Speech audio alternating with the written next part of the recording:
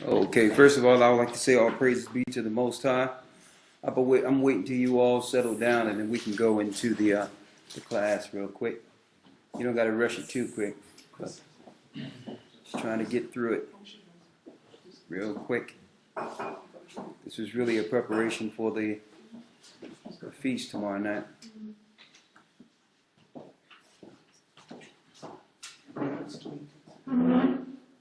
Okay. All right. First of all, I would like to say all praises be to the Most High and thank everyone for coming this evening. And what we're going to do is break down and resolve, according to scriptures, the Passover and the Feast of Unleavened Bread.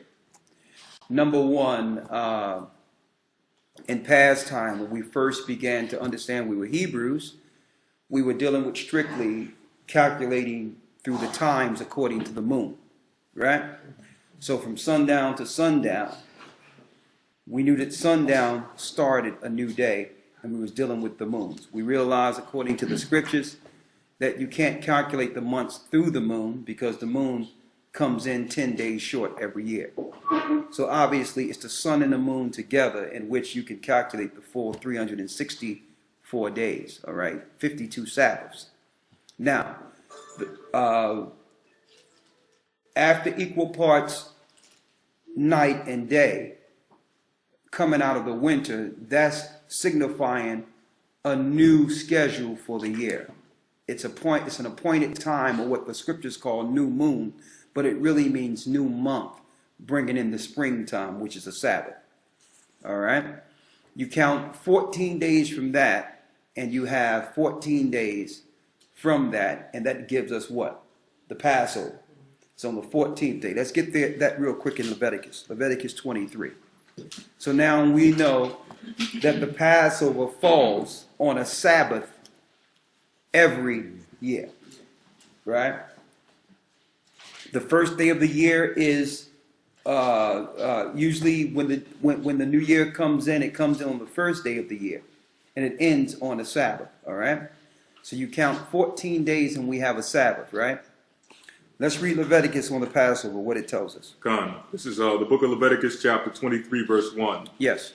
And the Lord spake unto Moses, saying, Speak unto the children of Israel, and say unto them, concerning the feast of the Most High. Concerning the feast of the Most High. Which ye shall proclaim to be holy convocations. Even these are my feasts. Even these are my feasts. Read. Verse 3. 6 days shall work be done, but the seventh day is the Sabbath of rest.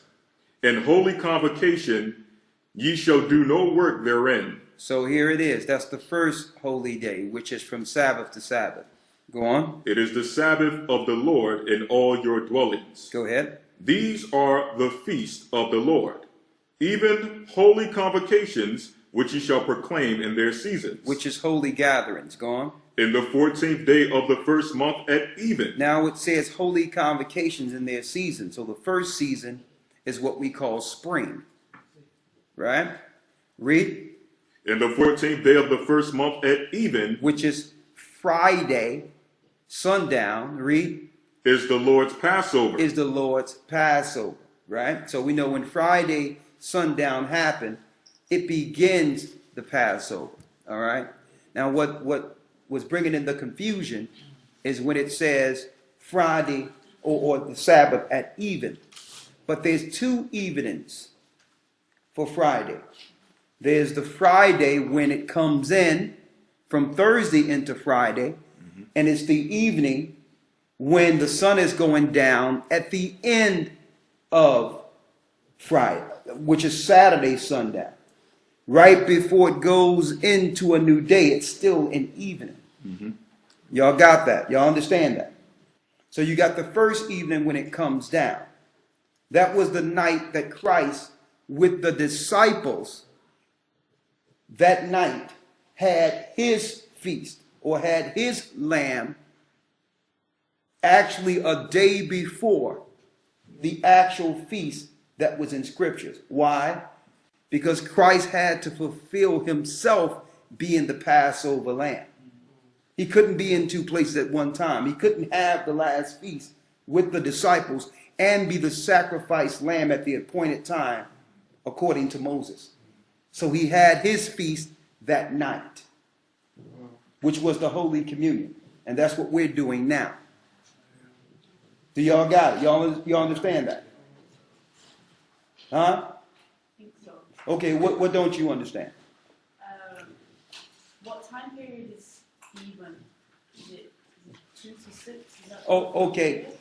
You don't look at the time according to how you look at a clock, okay? Because what we're dealing with is sundown, okay? When sundown actually begins, it's still, just say hypothetically, we're looking at Thursday, we're looking at Friday, you understand? Just look at that as our example right now, right?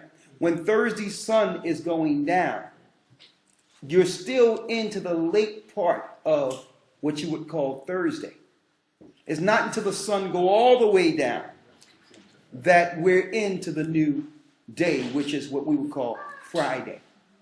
You understand? So it have nothing to do with how you look on your clock. It have everything to do with looking outside and seeing when there's no light and the sun is all the way down. You're in the beginning of the new day. You understand? That's an evening, right? And then you have at the end of it, right before you go into what we call Saturday, that's an evening too. You understand? Right before you go into Saturday, that's an evening.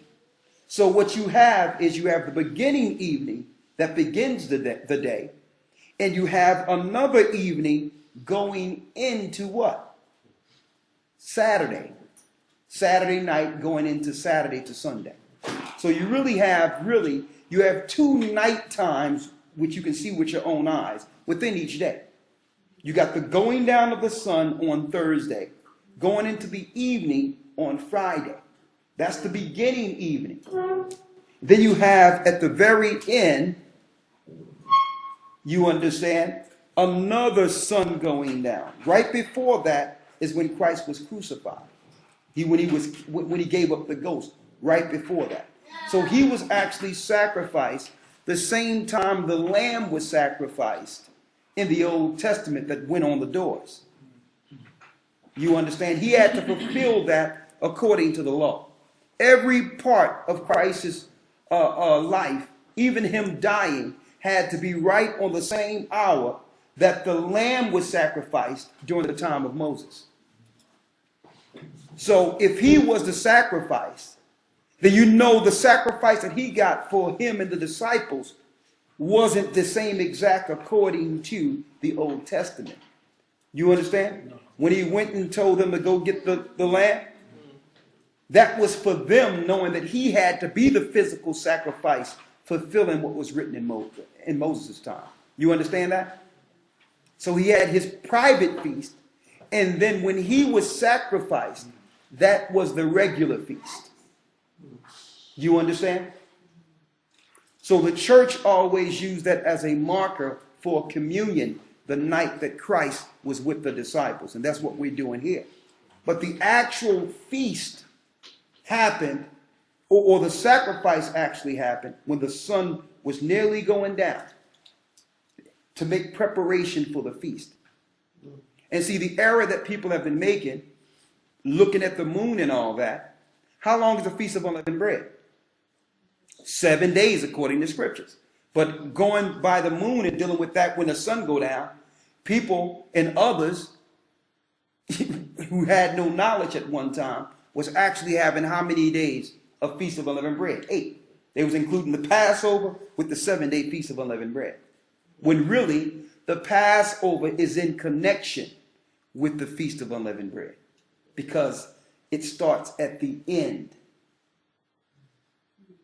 You understand? So when the sun go down, at the very end of that Sabbath, you understand, when Christ was crucified, was the day going out, the Passover day going out, the sacrifice happening, and the Feast of Unleavened Bread coming in. You got it? Everyone can understand. Finish reading what you have in Leviticus. Leviticus 23. Leviticus chapter 23, Lawya. Go ahead. Leviticus 23, verse 5. Go ahead. In the 14th day of the first month at even is the Lord's Passover. And on the 15th day of the same month is the Feast of Unleavened Bread. Is the Feast of Unleavened Bread. You understand? Now, when you read it there, it would make you believe, when you look at it initially, that it's speaking of a separate 24-hour period. But it's not that way, because it's talking about the Passover beginning where? At the end of the 14th day, at that evening. And then the feast, the preparation of the lamb is being prepared.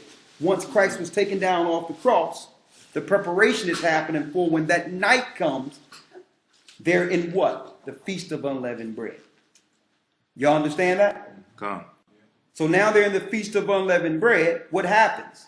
The next day, Sunday, if you go back to when we were in Egypt, we was up out of there in haste right after that.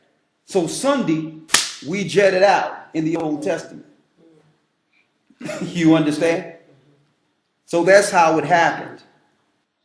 It was the Feast of Unleavened Bread going into what you would call Sunday morning, that we were looking to get up out of there. Between Sunday morning and Monday morning, we was leaving in haste with no leaven. Exactly. So as you can see, everything in the New Testament parallels the Old Testament.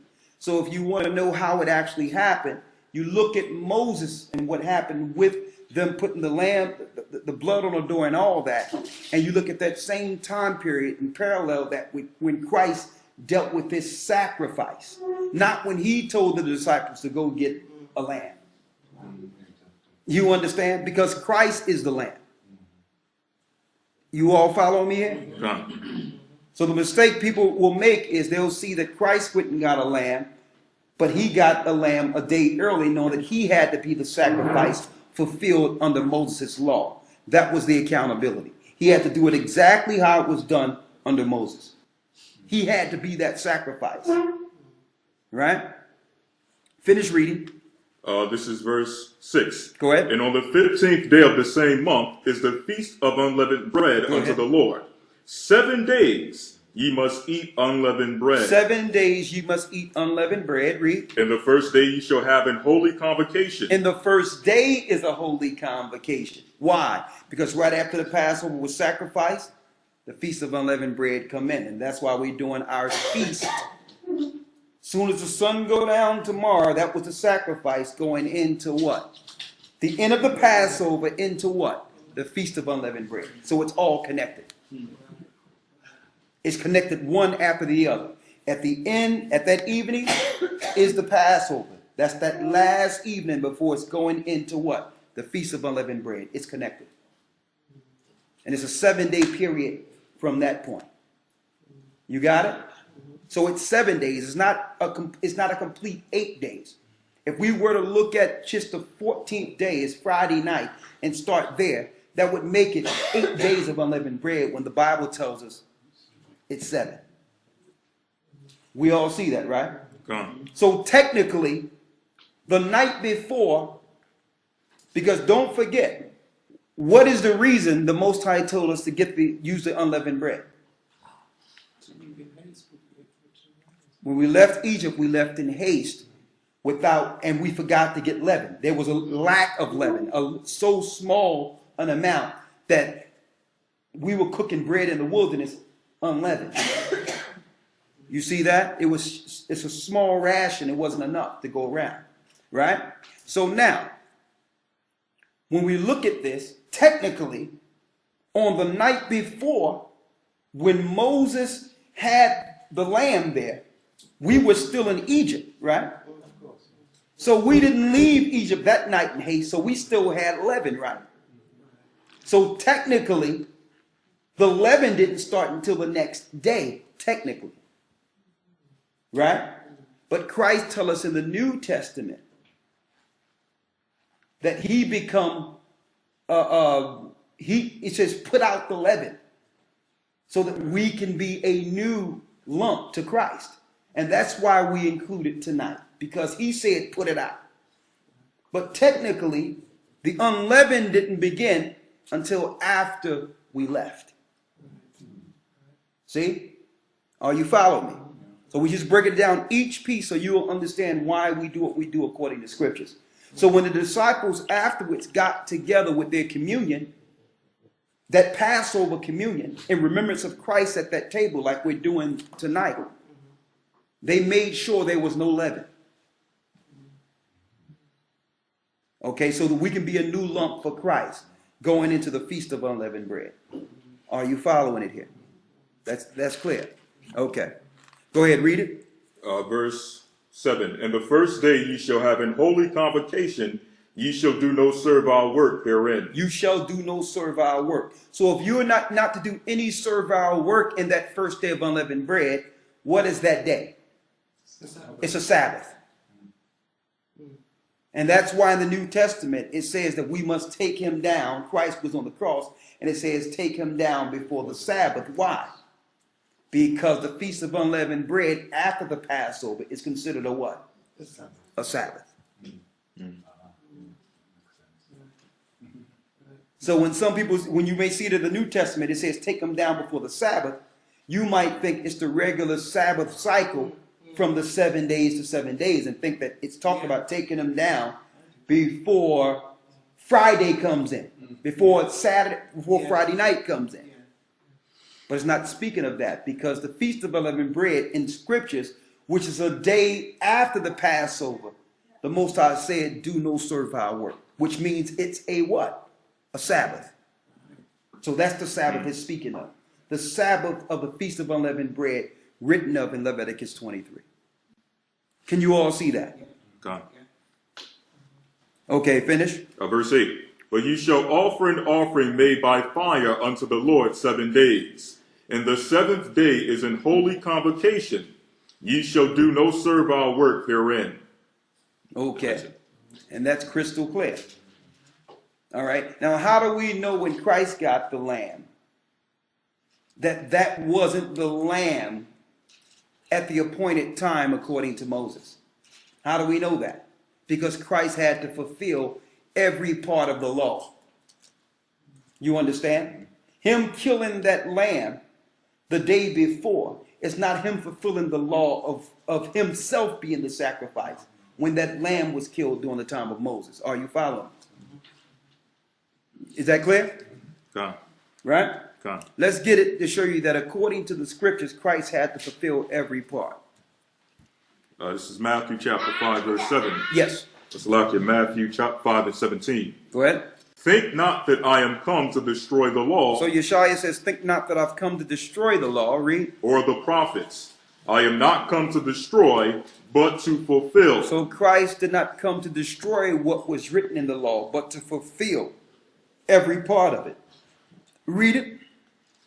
For verily I say unto you, till heaven and earth pass, one jot or one tittle shall in no wise pass from the law. When Christ was speaking of no jot or no tittle shall pass from the law, he was speaking of himself fulfilling what was written.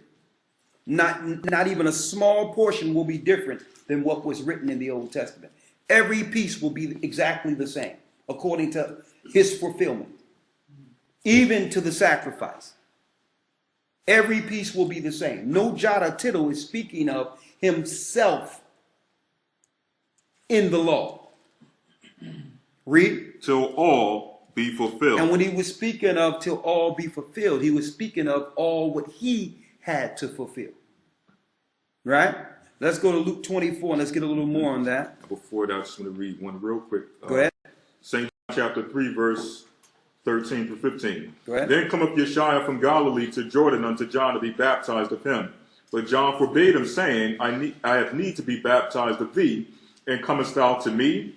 And Yeshua answering said unto him, Suffer it to be so now, for thus it becometh us to fulfill all righteousness. It's becoming to us, speaking of him and John, to fulfill what? All righteousness. All righteousness, what was written in the Old Testament.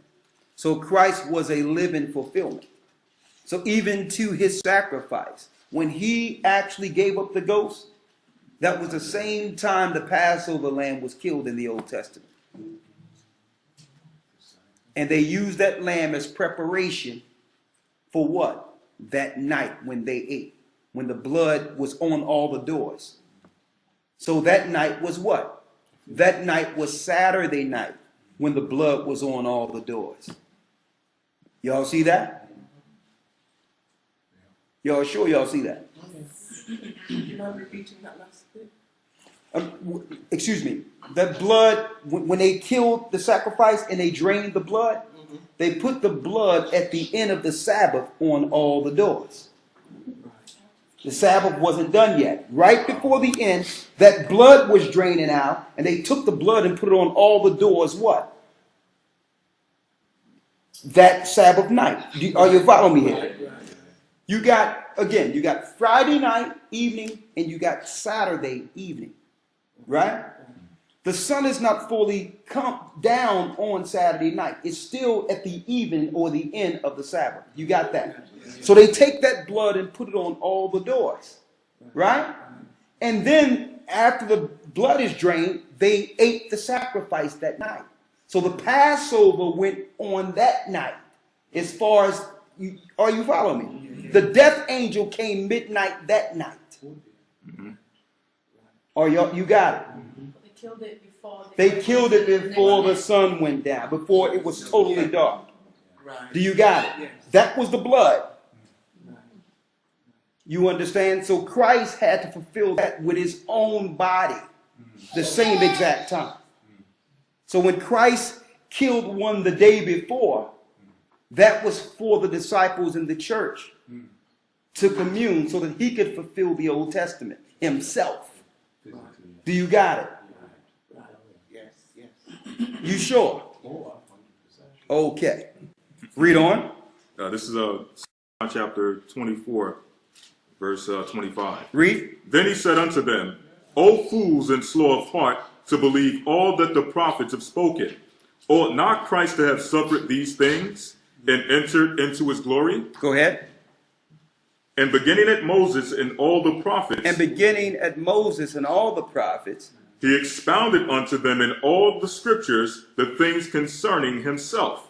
He started going through all the scriptures, the things concerning himself. And him being sacrificed and being that sacrificial lamb was part of what he had to fulfill according to the letter. He had to fulfill it exactly how it was done during the time of Moses. Are you following me here? Okay. Now, let's go to Matthew 26 real quick. Okay. Now, as you know, when you read the Old Testament, if we went over that, we're going to go into it more in depth tomorrow night. You had that Saturday night, and that next morning, the Israelites was out of there. You understand? We were gone. We started leaving that next morning, which would be what? Sunday morning. That's when Pharaoh said, get up out of here. I'm going to allow y'all to leave. And we jetted out. That was Sunday morning getting out of Egypt. You got it? So now the Passover has passed. The Feast of Unleavened Bread has passed. And now we out that next morning. Right? You got it? During the time before the sun go down, Sunday. So we're still in what? The Feast of Unleavened Bread when we left out in haste without leaven. Do you have it? Yes. Is that clear? So before the sun went down, Sunday, we was out of there and we left in haste. Before Sunday night went down, we were gone. Sunday morning, we're still within the Feast of Unleavened Bread. The death angel done came. We're out that morning. It's still Sunday morning. We're jetting out, and we're still within the Feast of Unleavened Bread until the sun go down. And then there was that journey to get out of Egypt, and that's why we got that 7 days unleavened. You got it? So everything is a fulfillment of how it happened in the Old Testament. And that's why we keep it 7 days. It's speaking of our journey going out in haste without leaven. Crystal clear. Right? Go ahead. Matthew 26 and 1. Read. And it came to pass when Yeshua had finished all these sayings, he said unto his disciples, Ye know that after 2 days is the feast of the Passover, and the Son of Man is betrayed to be crucified. Then assembled together the chief priests and the scribes and the elders of the people unto the palace of the high priest, who was called Caiaphas, and consulted that they might take Yeshua by subtlety and kill him, But they said, not on the feast day, lest there be an uproar among the people. And when Yeshua was in Bethany in the house of Simon the leper, then came unto him a woman having an alabaster box of very precious ointment, and poured it on his head, and he sat at meat. And when his disciples saw it, they had indignation, saying, to what purpose is this waste? For this ointment might have been sold for much and given to the poor. Now there's something key there when they said that they had to take him, right? Read that again. Verse 3, then assembled together the chief priests and the scribes and the elders of the people. Here's the Pharisees, scribes, and they coming together saying what? Unto the palace of the high priest, who was called Caiaphas, and consulted that they might take Yeshua by subtlety They're and going kill to take him. him by subtlety and kill him. Read. But they said, not on the feast day. Say it again. Not on the feast day. See that? So when they took him, they knew that that night wasn't the what? The feast day, according to how he was dealing with it in the Old Testament. That was Christ's feast with the disciples the night they took him. Do you see that? Is that crystal clear? So the night they took him wasn't what? It wasn't the feast day. Because the Passover starts at the end of it. At the end of it. That's the evening it's speaking of in Scripture. Not when it comes in on Friday night. It's speaking of the end evening, not the beginning evening, to make preparation for the feast. Do y'all have it? So it's still within that 24-hour period, if you want to put it that way, so we can understand it. But instead of it being in the beginning of it, it begins at the end when Christ died, before the sun actually go all the way down. Then it goes into the Feast of Unleavened Bread. You got it? Is that crystal clear? So we're looking at that whole 24 hours and believing that it starts at the beginning of it, but really it starts at the end of it, going into Saturday. And that's why we're having our feast at the same time. At the end of it, going into Saturday night. You got it? Because Christ was beat and all that. That happened Saturday morning. All that happened Saturday morning into that day when he dragged the cross and all that. So he had to deal with it from the time they got him that night. He had to deal with his persecution from that time till his crucifixion near the sundown the next day. Right? And when it says our Passover has been sacrificed for us, we have to look at that as the time period of the Passover. You got it? Read. This is verse 8. Come on. But when his disciples saw it, they had indignation, saying, to what purpose is this waste? For this ointment might have been sold for much and given to the poor. When Yeshua understood it, he said unto them, why trouble ye the woman? For she hath wrought a good work upon me. For ye have the poor always with you, but me ye have not always. Okay, go ahead. For in that she hath poured this ointment on my body, she did it for my burial. Verily I say unto you, wheresoever this gospel shall be preached in the whole world, there shall also this that this woman hath done be told for a memorial of her. And that's why each year we speak of this particular event as a memorial to the sister the Most High sent to prepare Christ for his burial. Right? Read. 14. Then one of the disciples called Judas Iscariot went unto the chief priests and said unto him, what wilt thou give me? And I will deliver him unto you. At that time, Judas agreed to betray Christ. Read. And they covenanted with him for 30 pieces of silver. And from that time he sought opportunity to betray him. Now the first day of the Feast of Unleavened Bread, the disciples came to Yeshua, saying unto him, where wilt thou that we prepare for to eat, or prepare for thee to eat the Passover? And he said, go into the city to such a man, and say unto him, the master saith, my time is at hand. I will keep the Passover at thy house with my disciples. So Christ kept the Passover at his house with his disciples. That was their Passover. Why? Because Christ had to fulfill the actual Old Testament Passover with his own death. Is that crystal clear? Now, it's still within that 24-hour period. It's still on the 14th day. But Christ is keeping it early because why? He must fulfill how it was done during the time of Moses. It's still within the Passover 24-hour period, but Christ did it when the sun went down Friday night, knowing that he would have to be the sacrifice fulfilled in the Old Testament the next day. Do you all see that? So you got two separate sacrifices here. You got the first sacrifice so that he can have the Last Supper or the first communion with the disciples.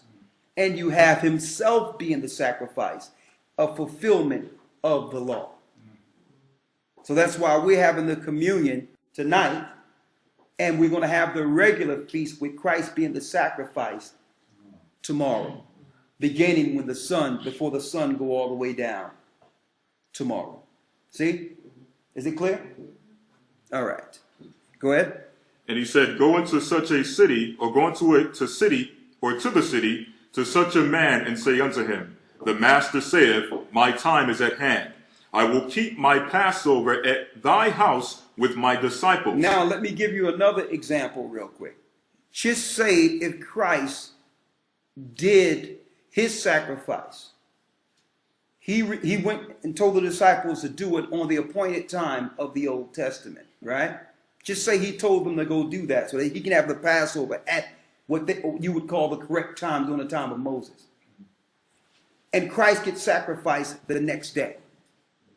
Would he be a fulfillment of the sacrifice of the Old Testament? That's common sense. He wouldn't be a fulfillment of what happened in the Old Testament. So what is he doing? What is he fulfilling, dying a day off course? Thank you. So you have two separate scenarios here. You got the regular Passover that he did with his own sacrifice, with his blood. You understand? And you had what you would call a pre-feast within that 24 hours so that he can have it with his disciples and prepare them for the mission. Okay? So you have two separate things going down in a 24-hour period. One in the beginning and one near the end. I want to read this real quick. Yes. Luke 22:13-15. And they went and found as he had said unto them, and they made ready the Passover. And when the hour was come, he sat down, and the 12 apostles with him. And he said unto them, with desire I have desired to eat this Passover with you before I suffer. Before I suffer. It's in Scripture. Read chapter and verse again. Luke 22:15. It says, with desire have I desired to eat this Passover with you. I desire to eat this Passover with you. Before I suffer. Before he suffered. His suffering is the killing according to the Old Testament. Okay, so this is actually resolving the full understanding of it. The beginning of it when he did it with his disciples, and him fulfilling it himself with his own death. It's covering both within that 24-hour period. Right? Y'all got it? So it's still within the Passover time from Friday sundown to Saturday sundown. You got it? Okay. Now, finish reading Matthew 26, please. Verse 20. Now, when the even was come, he sat down with the 12. And as they did eat, he said, verily I say unto you, that one of you shall betray me. And they were exceeding sorrowful, and began every one of them to say unto him, Lord, is it I?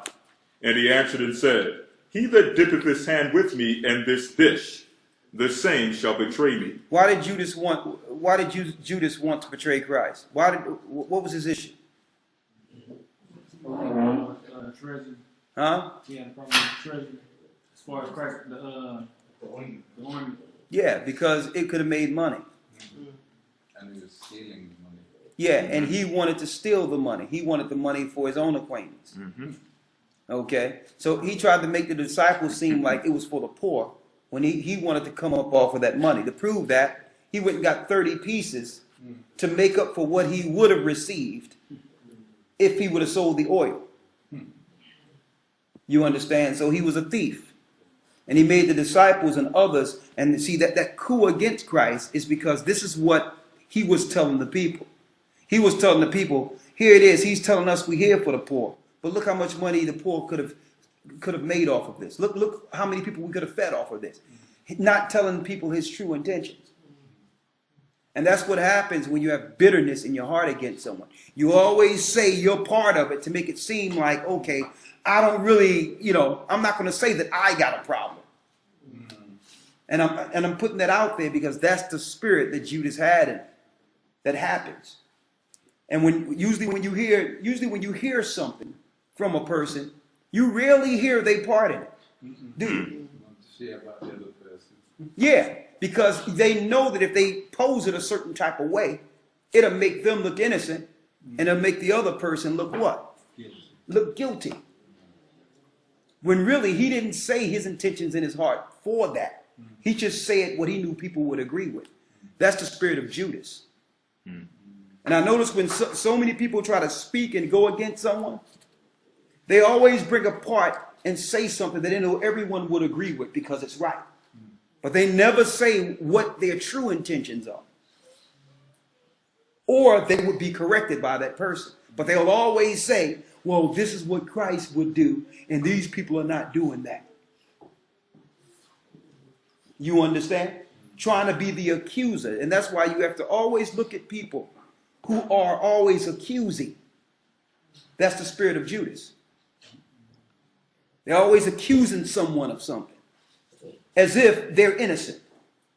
So I'm putting this out there to show many examples of how people can be walking, any of us at any time can be susceptible to the spirit of Judas and don't even realize it. Accusing others of things.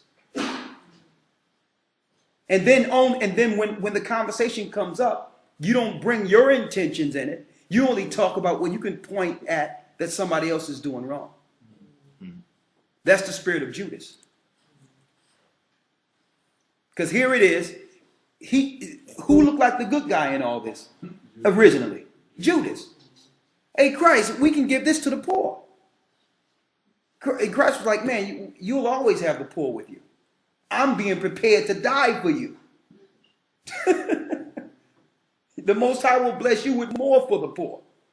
He said, I'm not going to be with you. I'm being prepared to die. But who's looked like the good guy amongst the people? And see, Judas was in that position. Why? Judas was actually the greatest betrayer because he was one of the closest to Christ.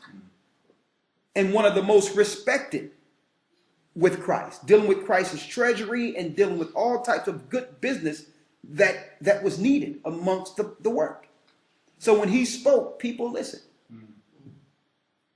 So here it is. We got a scenario here where this betrayer is now coming off as if he's the good guy and saying it should be for the poor. But then a few hours later, he's with the enemy looking to give up Christ for 30 pieces. And they ask, well, Christ, who is it? Who is it? What person is it? And he says, when I put my hand in a dish, the one that will put his hand in the dish with me is it. And you notice, Christ didn't call him out. Christ didn't say, you deceiver, you liar, I know what you did. Christ didn't accuse him. Christ was still going to die for him. Christ didn't show no hatred for him. Christ broke bread with him that night, knowing what was in his heart. Right? Read. 24. The Son of Man goeth, as it is written of him. But woe unto that man by whom the Son of Man is betrayed. It had been good for that man if he had not been born. That's deep. Then Judas, which betrayed him, answered and said, Master, is it I? Is it I? He said unto him, Thou hast said. Yes, you have said it. I didn't say it. Read. 26. And as they were eating, Yeshua took bread and blessed it and brake it and gave it to the disciples and said, Take, eat. This is my body. This is our bread.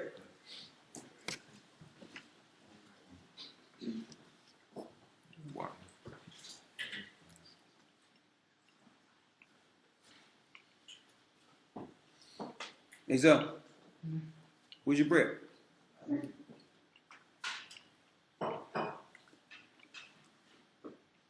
27. And he took the cup.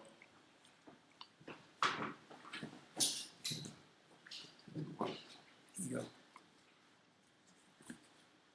And he took the cup and gave thanks, and gave it to them, saying, Drink ye all of it, for this is my blood of the New Testament, which is shed for many for the remission of sins.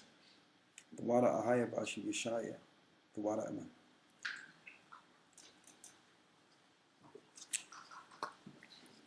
Go ahead. For this is my blood of the New Testament, which is shed for many for the remission of sins. But I say unto you, I will not drink henceforth of the fruit of the vine until that day when I drink it new with you in my Father's kingdom. He said, this is my last drink of wine. This is my last communion with you brothers until we're sitting together in my kingdom. Read. 30. And when they had sung an hymn, they went out into the Mount of Olives. Then said Yeshua unto them, All ye shall be offended because of me this night.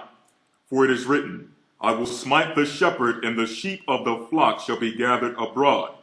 Shall be scattered, right? Or scattered abroad. Go ahead. But after I am risen again, I will go before you into Galilee. Peter answered and said unto him, Though all men shall be offended because of thee, yet will I never be offended. Yeshua saith unto him, Verily I say unto thee, that this night before the cock crow, thou shalt deny me thrice. He had to deny him 3 times. If he wouldn't have, they would have crucified him too. Read. So he said, listen, you're going to deny me. You're going to have to. Right? Read. 35. Peter saith unto him, Though I should die with thee, yet will I not deny thee. Now, why couldn't Peter die with Christ? They have a mission to do. Because Christ anointed him and says, on this rock will I build my church. Come. He had to have someone who would bring forth the Spirit of the Most High and lead the church. That was Peter. So he knew Peter would have to deny him because they was going to run into Peter and say, I noticed you was with him. And he was like, no, he would have to. Now, even though it hurt Peter to do it, it really hurt it, but he understood he had to at that time. And he remembered what Christ said once the cock crowed 3 times. He remembered it, and it hurt him, but he had to. Who was going to build the church? Who was going to finish it? Read. 35. Peter said unto him, Though I should die with thee, yet will I not deny thee. Likewise also said all the disciples. Go ahead. Then cometh Yeshua unto them, or with them, unto a place called Gethsemane, and saith unto the disciples, Sit ye here, while I go and pray yonder. So he went to pray. Read. And he took with him Peter and the 2 sons of Zebedee, and began to be sorrowful and very heavy. Then saith he unto them, My soul is exceeding sorrowful, even unto death. Tarry ye here, and watch with me. And he went a little further, and fell on his face, and prayed, saying, O my Father, if it be possible, let this cup pass from me. Go ahead. Nevertheless, not as I will, but as thou wilt. And he cometh unto the disciples, and findeth them asleep, and saith unto Peter, What? Could ye not watch with me 1 hour? Watch and pray, that ye enter not into temptation. The spirit indeed is willing, but the flesh is weak. He went away again the 2nd time, and prayed, saying, O my Father, if this cup may not pass away from me, except I drink it, thy will be done. And he came and found them asleep again, for their eyes were very heavy. And he left them and went again and prayed the third time, saying the same words. Then cometh he to his disciples and saith unto them, Sleep on now and take your rest. Behold, the hour is at hand. The hour is at hand. And from that point on, those that were coming to take Christ was there. Right? So we're going to continue this going into the Passover tomorrow night before the feast. But before we do that, let me read that in Corinthians, the 5th chapter. Come. And then we'll have our feast. 1 Corinthians chapter 5, verse 1 Corinthians 5, verse 5. To deliver such an one unto Satan for the destruction of the flesh, that the spirit may be saved in the day of the Lord Yeshua. Your glorying is not good. Know ye not that a little leaven leaveneth the whole lump? Do you know not a little leaven leaveneth the whole lump? Read. Purge out therefore the old leaven, that ye may be a new lump. Okay, so in the Old Testament, the reason for unleavened is because we left in haste, but it signifies something greater. It signified that we wouldn't have something that influenced us, like leaven influences bread, or when leaven gets in something, it a little bit changes the whole thing. So that's what sin does in us. When sin is introduced, it could be something small, but it affects the rest of our lives. It affects the whole thing. So that unleavened was really representing how we need to be under Christ and still be fed. Okay? Of course, bread is good and cake is good and cookie is good and all the stuff that leaven does, but you can be nourished without it and not have no influence. You can still be nourished through the Spirit and not have those things that lead to sin. You understand? You can. It's the thing where that the insatiable appetite, or the things that happened with our father Adam, that seed that was in us. Christ had to undo that. That's why he says we must become unleavened. We have to be like we was. We still had nourishment. We have to be a new lump for Christ, unleavened. So that's what it represents in the New Testament, in the New Covenant, right? Come. Read. Purge out therefore the old leaven. Purge out the old leaven. It's speaking of what we was under, also under the old covenant. Read. That ye may be a new lump, as ye are unleavened. For even Christ our Passover Christ our Passover is sacrificed for us. Is sacrificed for us. So when was Christ sacrificed? At the end of the Passover. Christ our Passover was sacrificed for us. Are you following this? Christ was sacrificed at the end of the Passover day. Okay. Read. Verse 8. Therefore let us keep the feast. Therefore let us keep the feast. And that's why, even though the Feast of Unleavened Bread don't start until sundown tomorrow, according to the scriptures, we see the disciples keeping the feast with the communion without leaven. You see that? Read. Therefore let us keep the feast. Keep the feast. Not with old leaven. Not the old way. Neither with the leaven of malice and wickedness. Why? Because that's what was in Judas's heart. Malice and wickedness, having a bad feelings about other people. That's the key thing. It doesn't matter. And I see sometimes we get focused so much on the letter and what's right or wrong according to the letter. Well, the Bible doesn't matter to any degree in what it say if we don't feel right about each other. The Most High gave us the scriptures so that we can love each other. That's what it was all about. So it had nothing to do. Everyone look at the scriptures and how much you know and how you put scriptures together and all that as the as the pinnacle of what should be, when really it's about how we are towards each other. That's the key part of the scriptures. That's what it's about. So he says you can keep the feast So even if we kept it according to the letter, the perfect time and everything else, what difference would it make if we got hatred and malice and contention? What good would it be? If we feel in a certain type of way about other people, and what good is it?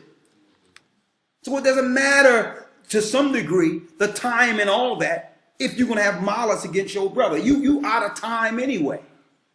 If you got malice and feel some type of way about somebody else. You understand? So what the Most High wants us to look at is how he wants to look at our spirit and how we are. And what are we letting affect us negatively? To sit at a table with brothers and sisters and have a problem with them is a problem. That's the problem. So he's given that example paralleling who? Judas. Judas had a problem with Christ. Now, that problem actually came out during the time that this woman came with the oil. But there was a seed in Judas before that. This thing was building. And that happened between us. We'll tolerate stuff and look at stuff and don't forgive stuff. And we'll build an account against a brother or sister. As if something is not wrong with us. And I hear it all the time how someone may look at something and be like, well, I thought this was Christ, but I'm seeing this, and this, and I don't know if this is right. Okay. You don't know if it's right. I don't know if you're right. Because why? How can you sit and look at something and judge it and look at it and see it wrong and build an account and not have no positive effect on it or try to change it? It's wrong. The worst thing people can do is sit around and just talk about what they think is wrong. When if you see what's wrong, it's on you to fix it. It's on you to bring it to the forefront to correct it. Or you can be like Judas. Hey, this ain't Christ. Look at it. They doing this and he's doing that. I don't know. I'm just going to be in the spirit. I'm just going to be in the scriptures. If you was in the scriptures, you wouldn't be spreading your nonsense. If you feel a certain type of way about something, if you're not going to go the right way with it, then keep it to yourself. If it's not to better or make it better, keep it to yourself. Don't spread it so that now somebody else is saying, yeah, I'm noticing that too. Now you got two heretical jokers looking to stir something up. That's how it happens. And eventually the church continues and the work continues. And these two people who thought they knew everything is just left somewhere. With no gathering, no body. They just separated themselves because of what they thought was wrong. That's what happens. That's the spirit of Judas. And I'm not saying that a person, when they see something wrong, that they shouldn't say anything, but do it through the proper channels. Go correct it with the people you can correct it with. Instead of spreading madness and causing division. Right? Come. Let me just finish up. Yes, sir. Verse 8. Therefore let us keep the feast. Keep the feast. Not with old leaven. Not with old leaven. Neither with the leaven of malice and wickedness. Go ahead. But with the unleavened bread of sincerity and truth. Sincerity and truth. Read. That's it. Being true. What was the proper way for Judas to deal with that? I'm going to give that as an example. Go straight to Christ. He should have waited till everybody was gone, supported Christ in what Christ was doing because he didn't understand it, and sat down with Christ and had a meeting with Christ and say, well, listen. And Christ would have taught him and gave him understanding. But he was looking for an opportunity to do what? Grandstand. He should have. How many times Christ dealt with something the disciples didn't understand? And then in private, he'll go break it down to them. You understand? But no, he look at this. Oh, now I can show my spirit what I'm dealing with, how much knowledge I got, how much charity I have. And that's what happens. We look at a scenario and we judge it wrong. And we use that as a wedge between our brethren. Like I said, if we feel a certain type of way about each other, then the scriptures are void.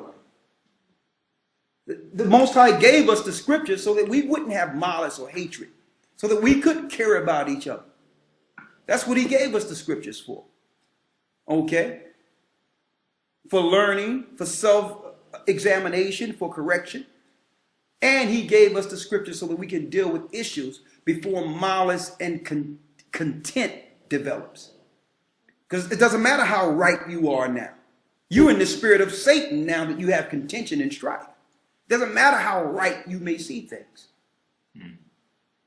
Just one thing I want to read on that. Yes. Matthew 22:35. Go ahead. Then one of them, which was a lawyer, asked him a question, tempting him and saying, Master, which is the great commandment in the law? Which is the great commandment in the law? Now, when it says tempting him, this was a question being asked facetiously.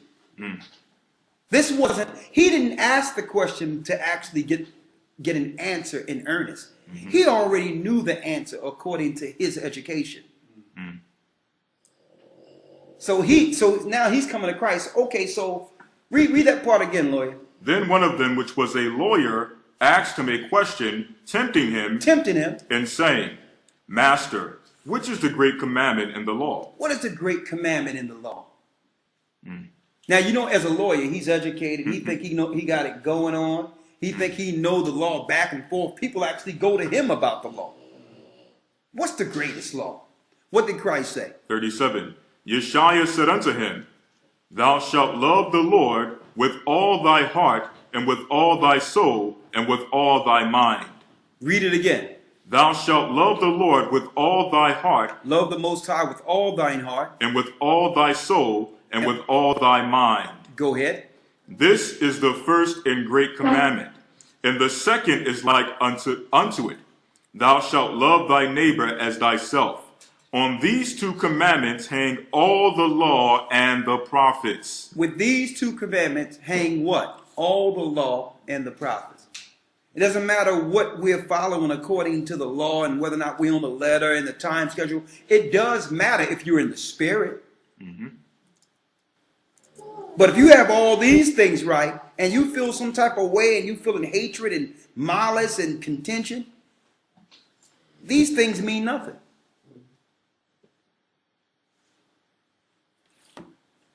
So what we're going to do tomorrow night, we're going to go into the Passover feast. And we'll talk about the Passover and Christ's sacrifice tomorrow night. So that's our communion. And let's say a prayer, then let's eat. Someone asked in Mark 14, 12, and 25, isn't this scripture specific about the time that the disciples asked Christ about when to prepare the feast? Yes, it is specific. We read it earlier. But that feast was for him and the disciples. Christ had to fulfill the Old Testament sacrifice. Okay, and when you go, you just came in later. So do me a favor. Review this whole video that we've just posted. That will answer your question. All right.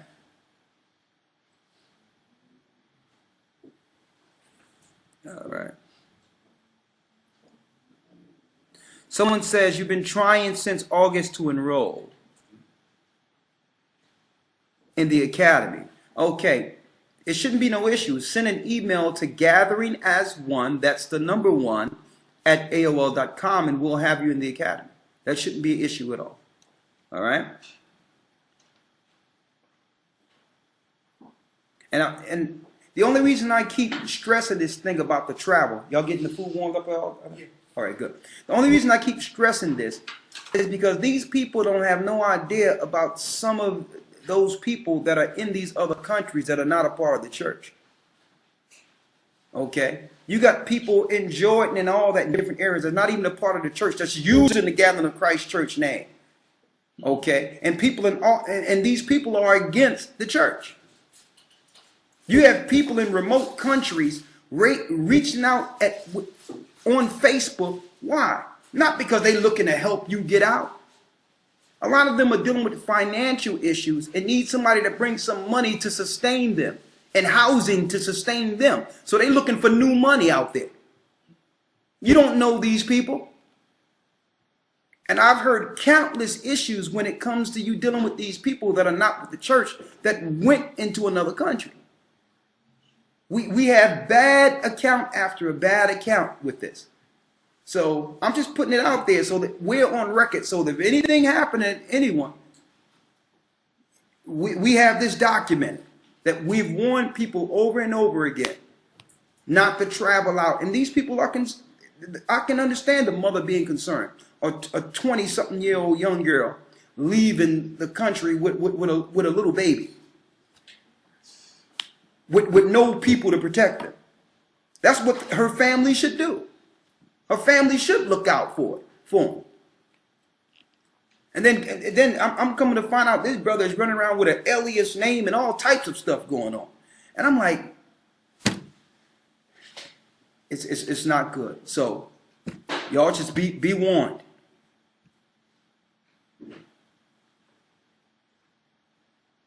So we want to say thank you and bless you. We're going to deal with the feast, and we'll be dealing with the Passover. I didn't want to talk about this, but I had to put it out there because it may be another week before you again, because tomorrow is just going to be festivities and us dealing with the Feast of Unleavened Bread from the end of the Passover into the Feast of Unleavened Bread.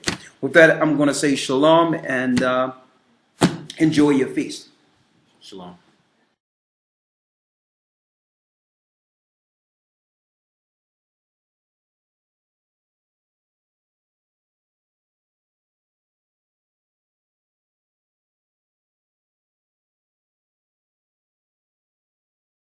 You going to sing us some songs, young man? Yes, sir. All right. You sisters, you can sing songs too if you want. All right.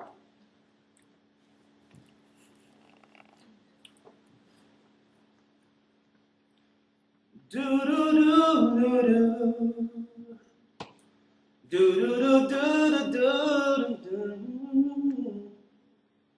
Do do do do do do do do. A star so bright, what does this mean? Is he the one that was foreseen? Born to Israel a king, but who is he? Revered through fear, they had to flee to protect this child of prodigy who was born in all humility. But who is he? I'm talking about a man, but more than a man. To unlock the mysteries he holds, the keys. I never understood how a man that stands for good could yet be a threat to her whole society. Now I see he came for us, the meek of the earth. Now I know he died for me. His spirit set me free. Lord, I know you died for us.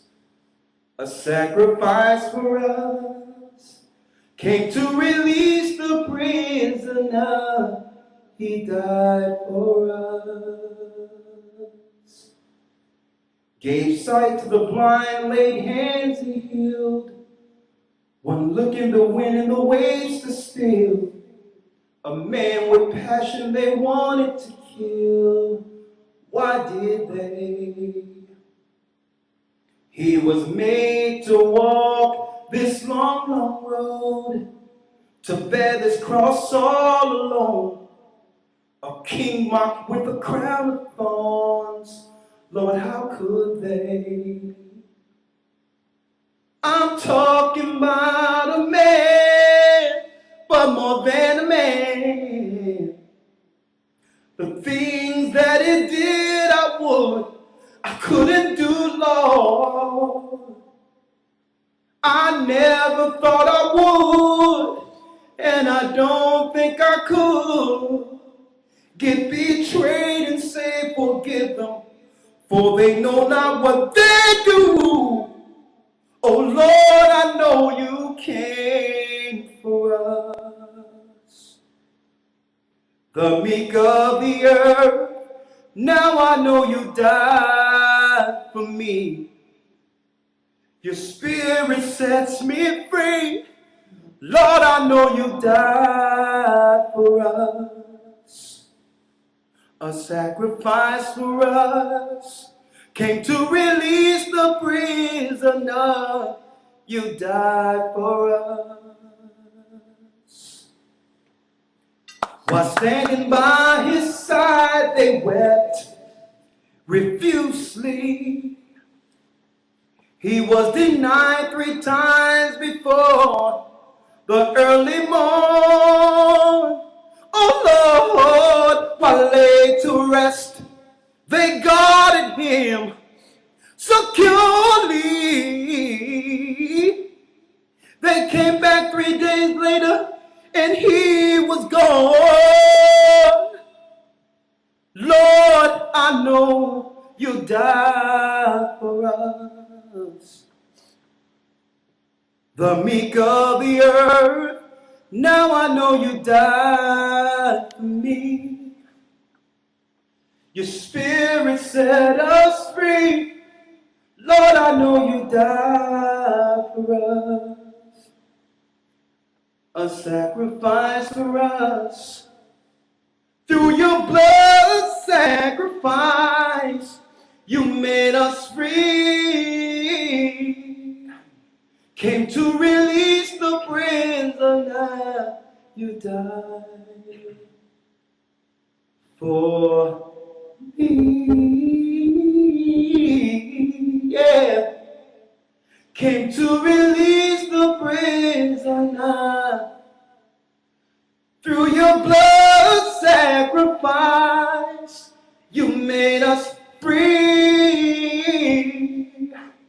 Came to release the prisoner. You died for me. Thank you.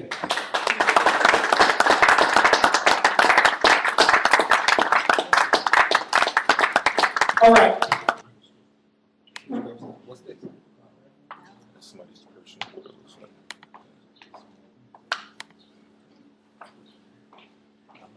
One moment. Okay, we're in Matthew 26, starting at 47.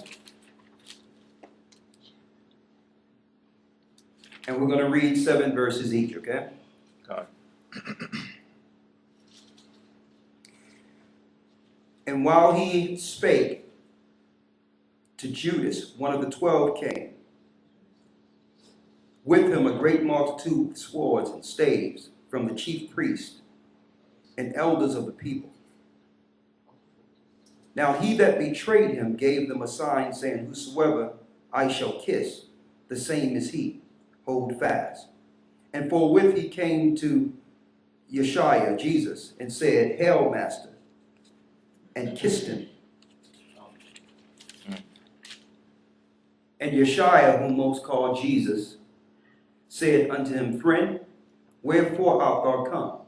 Then came they and laid hands on Jesus, Yeshua, and took him. And behold, one of them which were with Yeshua stretched out his hand, and drew his sword, and struck a servant of the high priest, and smote off his ear. Then Yeshua said unto him, Put up again thy sword unto his place. For all they that take the sword shall perish with the sword.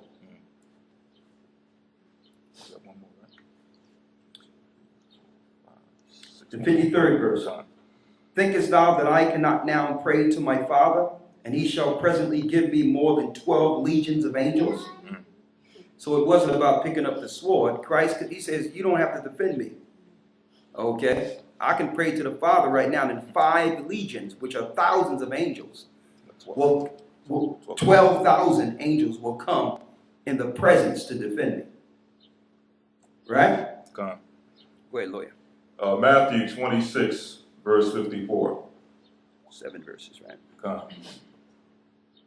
But how then shall the scriptures be fulfilled, that thus it must be? In that same hour said Yeshua to the multitudes, Are ye come out as thieves, or against as a thief with swords and staves, for to take me? I sat daily with you teaching in the temple, and ye laid no hold on me. But all this was done that the scriptures of the prophets might be fulfilled. Then all the disciples forsook him and fled. And they that had laid hold on Yeshua led him away to Caiaphas the high priest, where the scribes and the elders were assembled. But Peter followed him afar off unto the high priest's palace, and went in, and sat with the servants to see the end. Now the chief priests and elders and all the council sought false witness against Yeshua to put him to death. But found none, yea, though many false witnesses came, yet found they none. At the last came 2 false witnesses.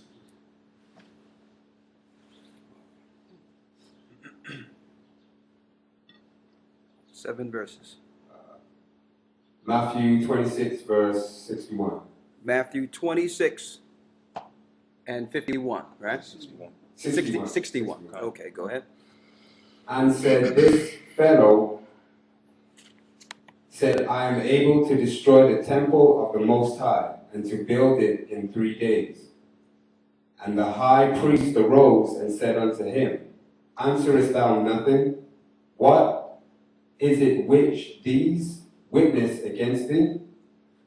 But Yeshua held his peace. And the high priest answered and said unto him, I adjure thee by the living power that thou tell us whether thou be the Christ, the Son of the Most High.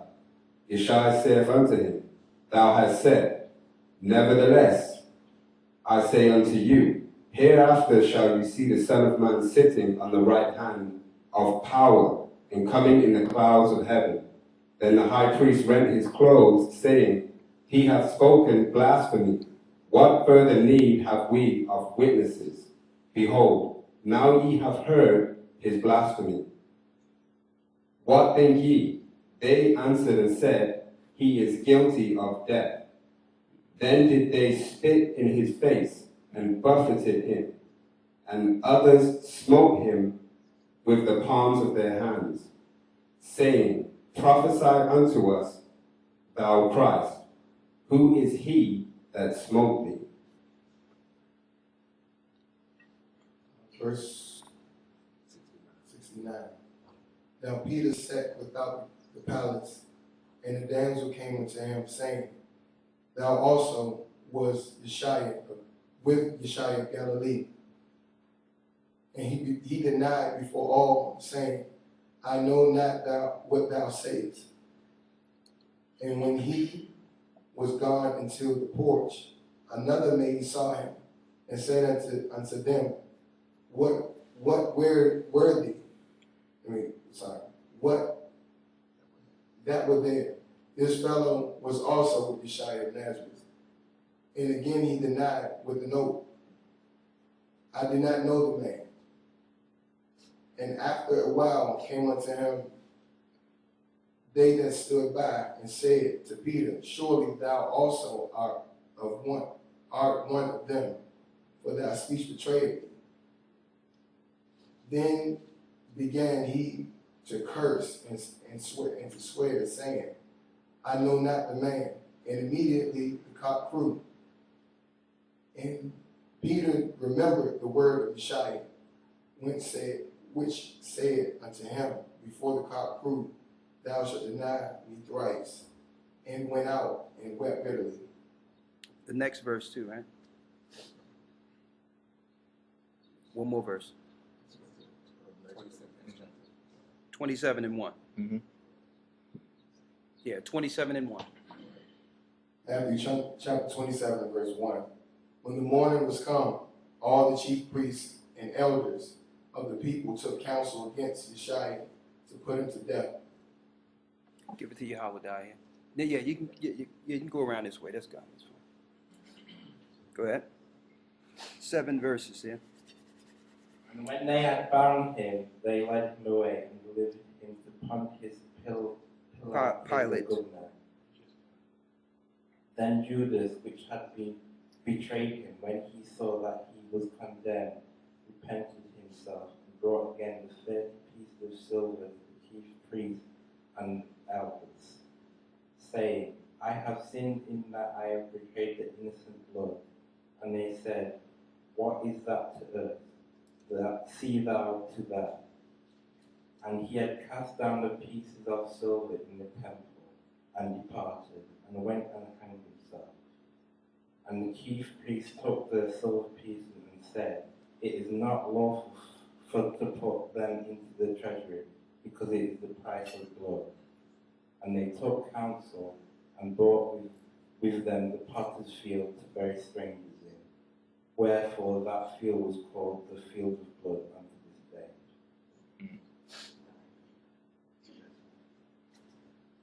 One more. Okay, that's 8, right? Okay. Verse 9. Then were fulfilled that which was spoken by Jeremy the prophet, saying, and they took the 30 pieces of silver, the price of him that was valued, whom they of the children of Israel did value. And they gave them for the potter's field as the Lord appointed them. And Yeshua stood before the governor, and the governor asked him, saying, art thou the king of the Jews?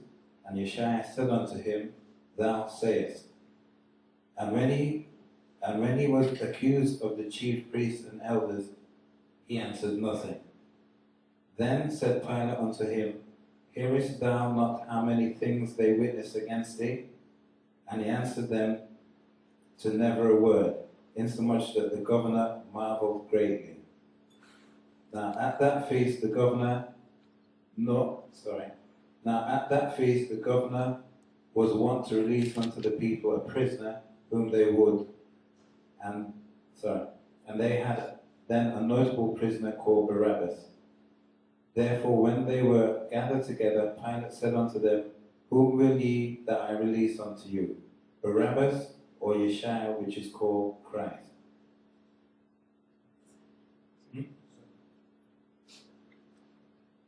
7 verses. Matthew chapter. That's 27, 19 through 26. 27, verse 18. For he knew for envy they had delivered him. When he was sat down on the judgment seat, his wife sent unto him, saying, have thou nothing to do with that just man? For I have suffered many things this day in a dream because of him. But the chief priests and elders persuaded the multitude that they should act Barabbas and destroy Christ. The governor answered and said unto them, whether of the twine will ye that I release unto you? They said, Barabbas. Pilate said unto them, what shall I do then with Yeshua, which is called Christ? They all say unto him, let him be crucified. And the governor said, why, what evil have he done? But they cried out the more, saying, let him be crucified. When Pilate saw that he could prevail nothing, Pilate.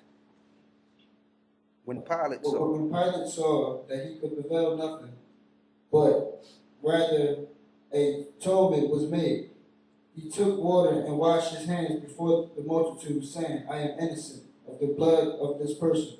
See it to it. Then answered all the people and said, his blood be on us and on our children.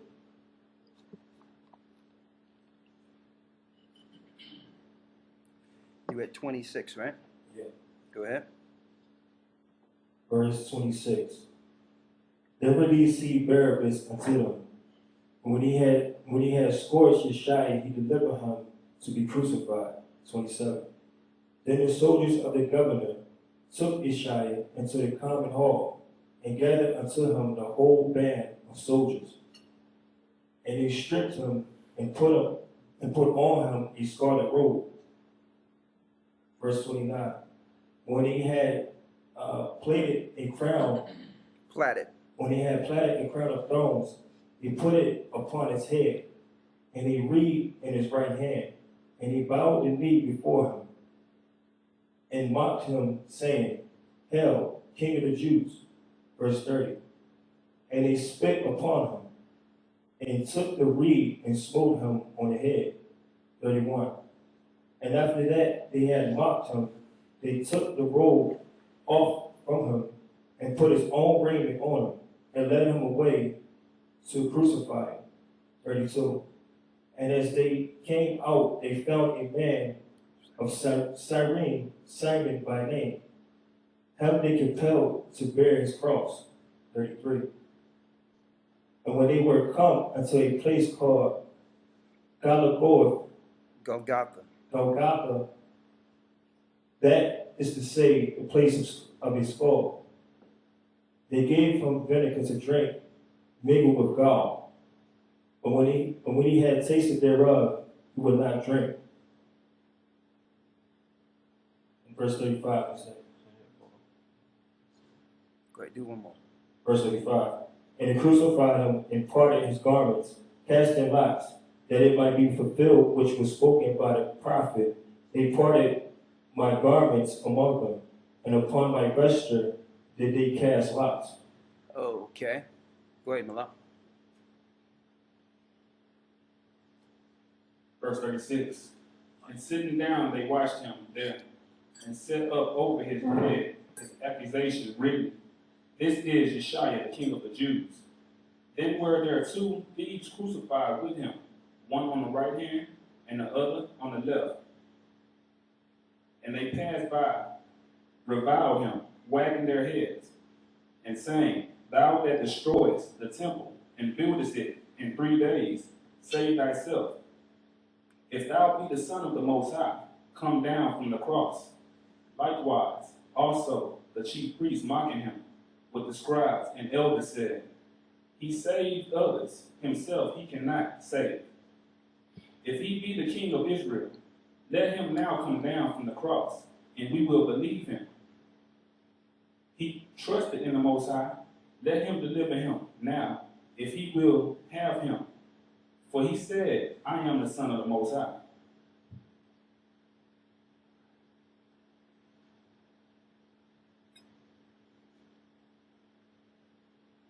Verse 44. The thieves also, which were crucified with him, cast the same in his teeth. Now from the 6th hour there was darkness over all the land until the 9th hour. And about the 9th hour, Yeshua cried with a loud voice, saying, Eli, Eli, Lama Sabachthani. That is to say, my power, why have thou forsaken me? Verse 47. Some of them that stood there, when they heard that, said, This man calleth for Elias,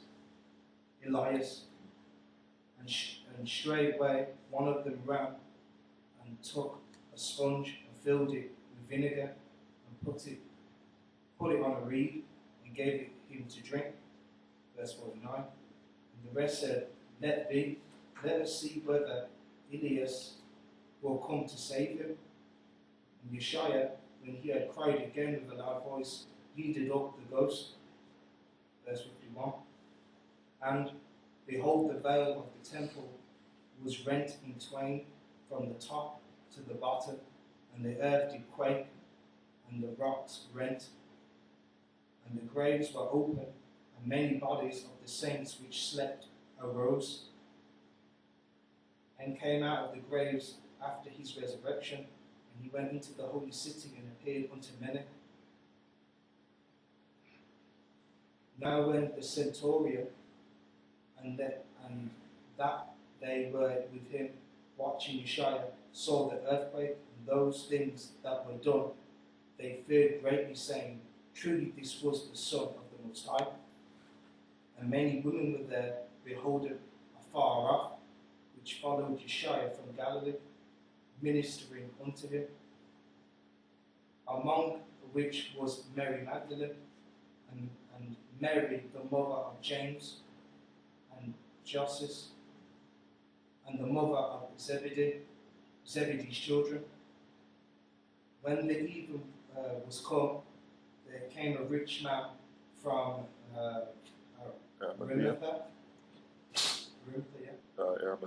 Arimathea. Named Joseph, which also himself was Yeshua's disciple. He went to Pilate and begged the body of Yeshua. Then Pilate commanded the body to be delivered. And when Joseph had taken the body, he wrapped it in a clean linen cloth and laid it in his own new tomb, which he had hewn out in the rock. And he rolled a great stone over the door of the sepulchre and departed. And there was Mary Magdalene and the other Mary sitting over against the sepulchre. Now the next day that followed the day of the preparation, the chief priests and the Pharisees came together unto Pilate, saying, Sir, we remembered that the deceiver said, while he was yet alive, after 3 days, I will arise again. Command therefore that the sepulchre be made sure unto the 3rd day, lest his disciples come by night and steal him away, and say unto the people, He is risen from the dead. So the last error shall be worse than the first. Pilate said unto them, Ye have a watch, and go your way. Make it as sure as ye can. So they went and made the sepulchre sure, sealing the stone and setting a watch.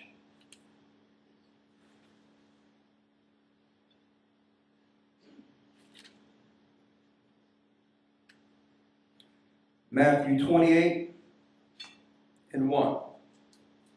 And in the end of the Sabbath, as it began to dawn toward the first day of the week, came Mary Magdalene and the other Mary to see the sepulchre. We know this is talking about between Sabbaths when you look at the Greek. And behold, there was a great earthquake, for the angel of the Lord descended from heaven and came and rolled back the stone from the door and sat upon it. His countenance was like lightning, and his raiment was as white as snow. And for fear of him, the keepers did shake and became as dead men. And the angel answered and said unto the woman, Fear not ye, for I know that ye seek Yeshua which was crucified. He is not here, for he is risen. And as he said, come see the place where the Lord lay. Let's go to Corinthians 5. We're going into Corinthians 5. We're just going to do bread and wine real quick and prepare for the feast. Now, it's important we read that to understand what he went through on the Passover. I know we go into the Passover of Moses and how our people were delivered. But now we must remember how Christ fulfilled the Passover, because that was actually a similitude to what Christ would fulfill for us going forward. This prepared the new kingdom, and as we see, the temple was rent in two.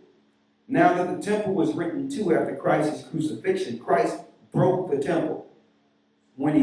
So when he began, once he died, he began his fight into the realm of darkness, and he began to fight in realms. And the temple was destroyed. The temple is where the Pharisees and scribes gained their power over us. So Christ destroyed that temple, and no more could anyone get to the Father through the old way going forward. So the only people that will go into Christ's kingdom or receive his temple will be those who are washed clean and walk in the Spirit of Christ going forward. So when the Bible says that the law was our schoolmaster to bring us to Christ. Yes, we follow the law and look to the law, but that's just the beginning. It's now no longer through the temple. It's through Christ now, and that's one thing the Christian churches have right. So when they see us talk about the law, and don't see the Spirit of Christ, it confuses them. Because what good is the law if we don't treat each other right and follow Christ? The law was made so that we could follow Christ and make it to the new kingdom that's coming into this earth. And that's what the Gathering of Christ Church is preparing for. Right? Now let's read the communion scripture in Corinthians 5. And let's drink bread and wine. 1 Corinthians, yeah. 1 Corinthians 11, yeah, excuse me. Corinthians 5 is in my mind from last night. And then after that, I'm going to actually do a hymn like was done on Passover night. And then we're going to prepare. We're going to have some food. We're going to have drink. We're going to have Rawchaa. We're going to have the brothers. Anything y'all want to sing after the food, we're going to have a full celebration to the Most High. And if it's something you want to say in your dedication to the Most High and express what the Most High means to you, there's no better night than tonight.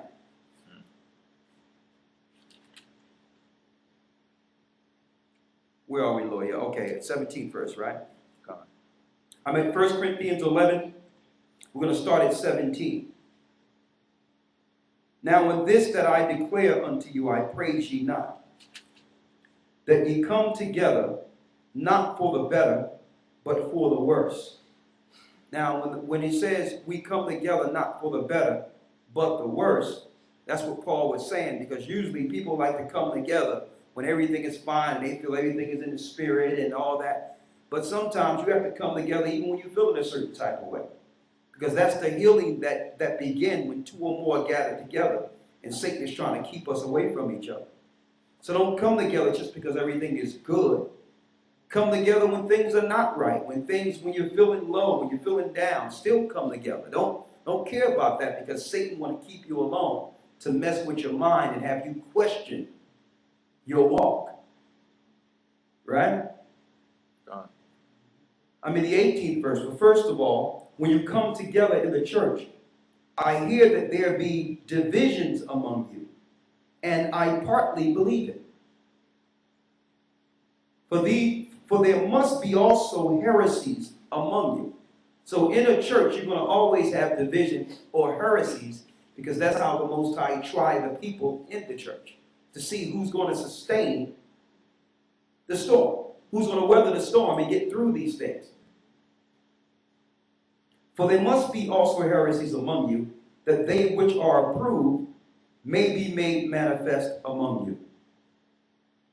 When you come together, therefore, into one place, this is not to eat the Lord's Supper, for in eating everyone taketh before other his own supper, and one is hungry and another is drunken. So to let you know, it's not a party. I know some people, and that's why Paul was writing this in Corinthians, because some people, Hebrews, would go to Passover for a party. They would go to drink and get drunk, and they look no different than the world when they came together. Vomiting and driving drunk and all that. The Passover is not for that. And these are the things that happen. And Paul was, and it's nothing new. It happened during the time of Paul. People would come together for the party. And then forget, don't even read why they're actually at the ceremony. It's because of what Christ did for us, what he went through, being spit on, given gall, which is urine, and vinegar to drink, being beat. You understand?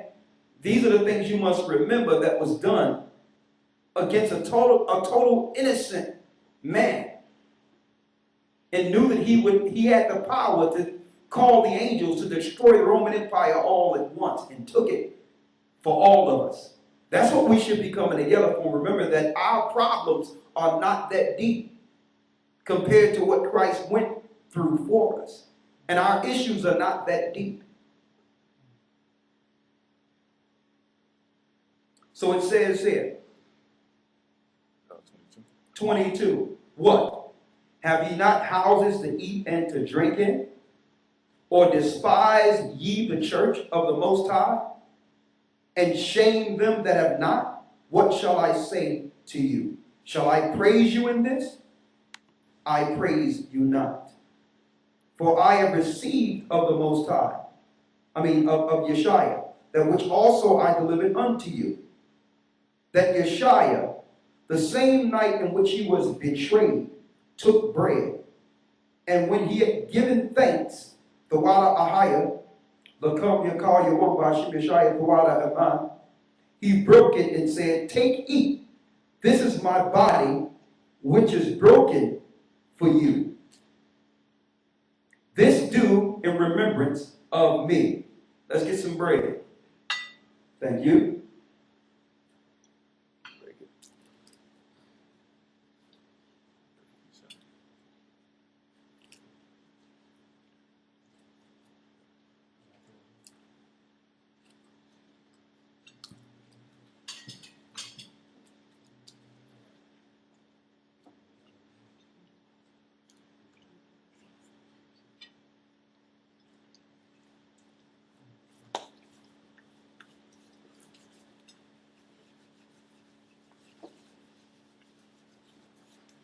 You got some wine? Go.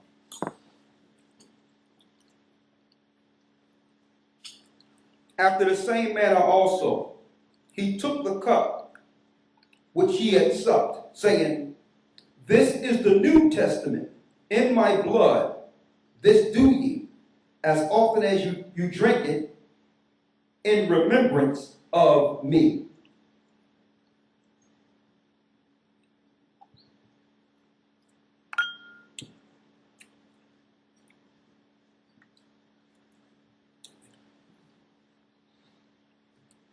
For as often as ye eat this bread and drink this cup, ye do show the Lord death till he come. Wherefore, whosoever shall eat the bread and drink this cup of the Most High unworthily shall be guilty of the body and blood of the Lord. Now, why does it say that based on what we broke down last night? Because Judas ate that bread and drunk that cup unworthily. He had hatred and venom and malice in his heart with his brothers on a holy night. He should have settled those things before the communion. And that's why from communion to communion, you're going to have issues. That's why Paul said, why don't come together just for the good, but for the worse. But it's our job to make sure Judas is not in us from communion to communion. Okay? That something or an offense done happen. We have to examine ourselves to make sure we're not feeling a certain type of way before we sup with our brothers, because that's what it's talking about. You handle your issues, and then you come in peace on the Most High's day, so his day can be peace. Right? But let a man examine himself, and so let him eat that bread and drink of that cup. For he that eateth and drinketh unworthily, eateth and drinketh damnation to himself, not discerning the Lord's body. For this cause many are weak and sickly among you, and many sleep. For if we would judge ourselves, we should not be judged. But when we are judged, we are chastened of the Lord, that we should not be condemned with the Lord. So when there is sicknesses, that's showing that it should be some level of examination amongst all of us. Wherefore, my brethren, when you come together to eat, tarry one for another. That means wait, because sometimes we're late. So that's what it means, tarry one for another. Because some people are like, man, we should have been here. But we have to wait for our brothers and sisters because sometimes we're late. Sometimes, well, the majority of the time we're late, right? But that's why Paul was saying in scriptures, wait for your brother or sister. Sometimes people be straggling along and because I don't even know if I want to, so that's what was going on. Oh my goodness, I wonder, some people wonder, am I dressed right or whatever the case is. But the Bible says we must wait for our brothers, tarry for them, wait for them. As if you know this was us. When Paul said, to wait for your people, who's always late? That's Israel, right? It says, tarry one for another. And if any man hunger, let him eat at home. So that means don't come here strictly for the meal, because that's what, it's not about that. We have a regular meal and festivities on our own. Even though we're going to have a good time, we must keep focused that this is when Christ was crucified. You understand? We have to keep that focus and use that as momentum throughout the year. So when the Most High gave us the schedules for the Sabbaths and all that, and when Christ was crucified, as you can see when it gets dark, this is when Christ gave up the ghost and began his battle against another realm. To the point darkness came on the earth, and Rome was dark for 3 days straight. It was total darkness and no light, no sun in Rome. For 3 days, Christ was actually going into hell, taking the power and keys so that he could release the souls. Before he died, he said, Father, Father, why hast thou forsaken me? A lot of people thought that he was defeated. He knew that Satan was lurking in the realm, listening to him, and he thought that Christ gave up. Went into Hades and told hell to prepare to keep him. So that's why he said that. Satan went into hell and said, Hades, we can keep him here. If we bound him here, I'll keep the power of this earth and this realm. And no sooner Satan went down there, Christ got full power in a place where there's no space or time, and broke the temple and began to destroy in full power in a different realm. And that's why the temple split in two. And everybody looked around and they were scared. An earthquake happened. Christ got full power at that moment. He was in his total spirit. So when I see Christians look at Christ as if he's dead and showing Cesar Borgia all bloodied up, that's not the Christ we're talking about. Christ had full power once he left this shell and began to fight demons and fallen angels in another realm and took full power. Then he went down into hell and preached to the souls there, telling them what he's going to do to them at the end of his realm once he gets power. And then told the righteous in the bosom of Abraham, prepare yourself. I'm going to release you. You understand? I'm going to release you for your righteousness. And took full, and Hades itself is a spirit. And he told Hades, I have the keys, I have the power. Okay? And I'm going to totally command you to release souls when it's time. And the proof of that, what happened?